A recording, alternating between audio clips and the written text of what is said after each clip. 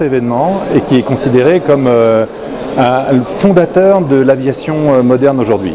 Puisqu'on célèbre, c'est notre petit clin d'œil aux célébrations du centenaire de la première traversée de la Méditerranée qui a été effectuée donc en septembre 1913 par Roland Garros entre Fréjus et Bizerte et qui se sont déroulées, Bizerte, un peu à Tunis, et c'était notre façon à nous, Air France, de faire ce petit clin d'œil à tout le monde en opérant un avion qui est aux couleurs des années 50, mais qui est bien évidemment un avion normal, opéré par un équipage normal. La couleur de l'avion, c'est vraiment les couleurs que portait Air France dans les années 50. Elle va rester pendant une période, c'est un appareil qui est amené à tourner sur différentes escales d'Air France, en particulier parce que la célébration de nos 80 ans approche.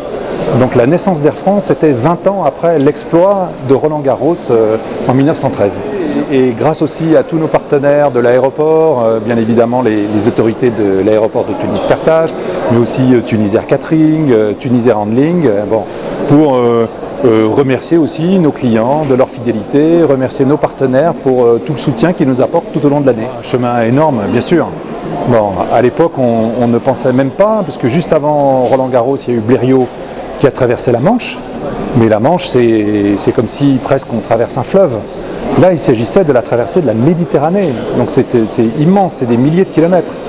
Et donc ça a ouvert, cette traversée, cet exploit, ça a ouvert des perspectives à plein de personnes dans le monde qui se sont dit, tiens, peut-être qu'avec les avions, on pourra aller d'un continent à un autre, puisque c'est la première traversée continentale. Oui, alors les 6 heures de vol, c'était, quand les premiers vols qu'on a opérés, c'était 1933, donc c'est pas tellement plus loin, et c'était en hydravion, puisqu'il n'y avait pas d'aéroport.